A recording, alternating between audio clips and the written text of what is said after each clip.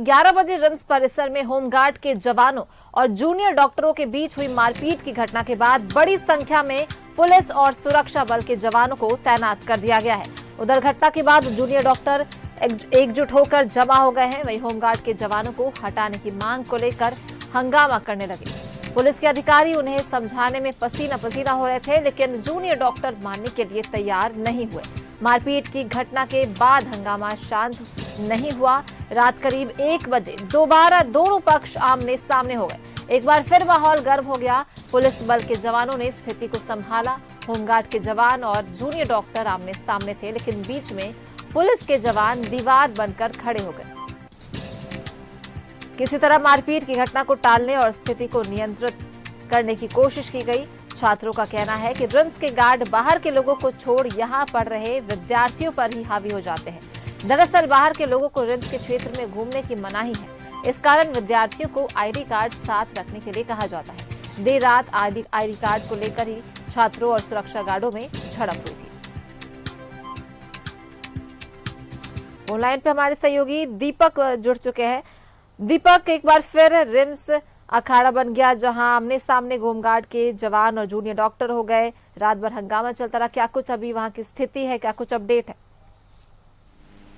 जी बिल्कुल, देखिए, राज्य के सबसे बड़े अस्पताल रिम्स में हमेशा जो है मारपीट और विवाद का जो मामला है वो सामने आता रहा है।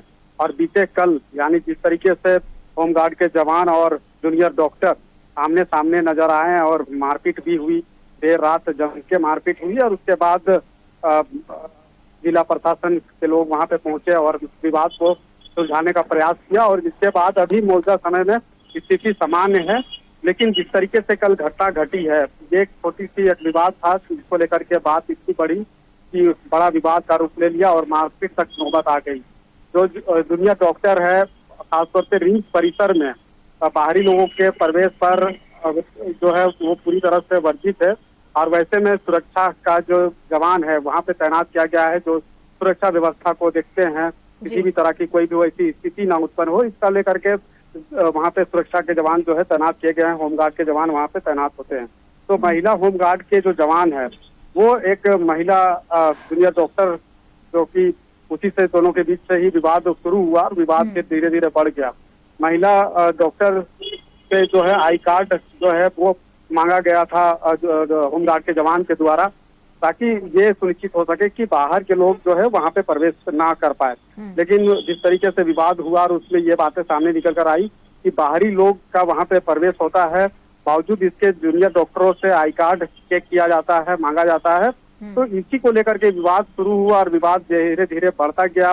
जूनियर डॉक्टर एकजुट हुए और उसके बाद फिर मारपीट तक की नौबत आई। हालांकि अभी माहौल पूरी तरह से शांतिपूर्ण है, लेकिन इस तरह की स्थिति उत्पन्न नहीं होनी चाहिए कि जो जवान वहां पे सुरक्षा पर तैनात है, जो सुरक्षा मुहैया कराती है और जो जूनियर डॉक्टर कहीं ना कहीं खुद को असुरक्षित महसूस करती है, तो इस बीच जो है इस तरह के विवाद नहीं होनी चाहिए। लेकिन इस तरह के विवाद जो है हुआ है और इन सबसे बड़े अस्पताल है और जिस तरीके से विवाद होता है, आपस में ही अगर मारपीट की नौबत आती है तो जाहिर सी बात है कि जो इलाज कराने के लिए पहुंचते हैं, बेहतर स्वास्थ्य लाभ लेने के लिए पहुंचते हैं, उन्हें परेशानी का सामना करना पड़ता है।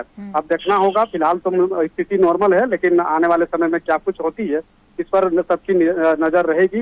लेकिन फिलहाल स्थिति नियंत्रण में है। जी बहुत बहुत धन्यवाद दीपक, आपका हमारे साथ जुड़ने के लिए और ये तमाम जानकारियों के लिए।